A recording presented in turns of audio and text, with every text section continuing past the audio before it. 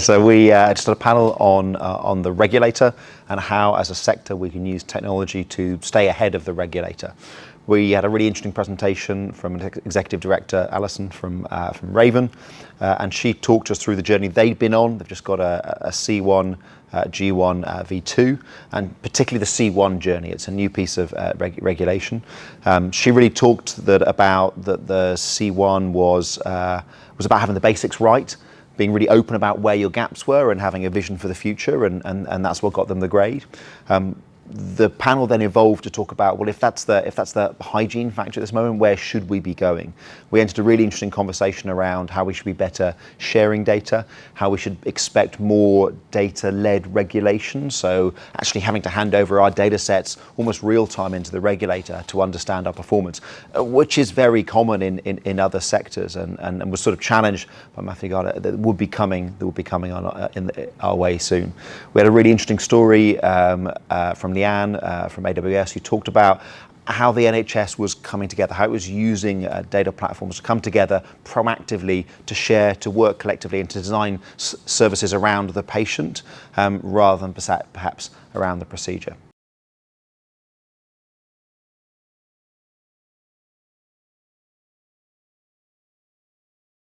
Housing's been on a really interesting technology journey, and various parts of housing are at different stages along that technology journey. But the ethos for some time now has been that we can build efficiency, that we can build scale by having one process for all. So no matter which how you interact with our system, you're going to follow through one process. I think the challenge we're getting to now is that actually when it comes to the efficiencies that we need to deliver, that the level of service that we're expected to deliver, that one size fits all no longer fits, well, really anybody. So we've got to go on a journey.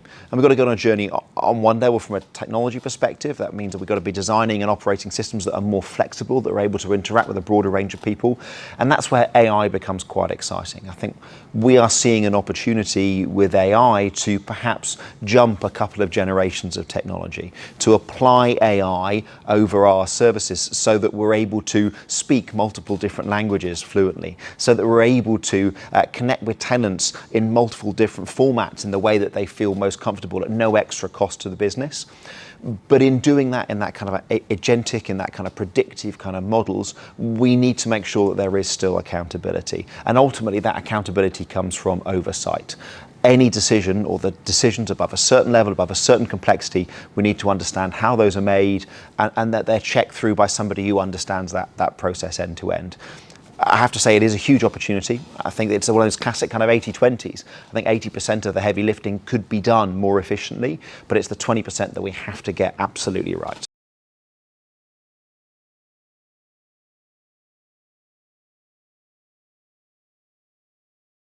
We see within housing that actually the awareness of blind spots is perhaps better than ever. It's very rare now that people don't understand some of their sort of their unknowns. However, the challenge is the confidence to embrace those unknowns. As a provider of insights, we help people be proactive on that journey, and inherently in engaging with someone like Switchee to get real-time data, to understand the performance of your assets and the welfare of your tenants, you've got a very proactive mindset. But that still, in understanding those proactive challenges, it's how do we then allocate the resources, the funding, the capability to solve those problems? And how do we do that in an environment where we're already snowed under with what we have? I don't think that we are in a place where our blind spots are genuinely blind. It is more about how do we allocate resource and technology to tackle not just the things that are right in our face, but the known unknowns. An example I would give pretty typically, we do a lot of work with damp and mold. We do a lot of work with understanding the causes of damp and mold. And housing as a whole is very driven by complaints. If you complain, as we see with Awab's law, is that you raise a problem with damp and mold, there will be a process and a timescale in which that will be resolved. But if you don't complain, then there is nothing for you. There is no way that you will be seen, that you will be heard, that there will be any kind of support for you. And when we see particular consistent demographic groups that choose not to complain, like, we have to appreciate that there is a problem with there's a problem with the system. And yes, we can identify that proactively. We can spot the groups that are complaining and fill the gaps. We need to do more than that. We need to be proactive in understanding. And I think when it comes to blind spots, our blind spots are not that we have some challenges with damp and mold. Our blind spots are more our particular demographic groups that we don't know we don't know why they're not complaining, and because they're not complaining, we don't see them in the system. But they still have a problem, and in many cases a problem that is bigger than those that do complain.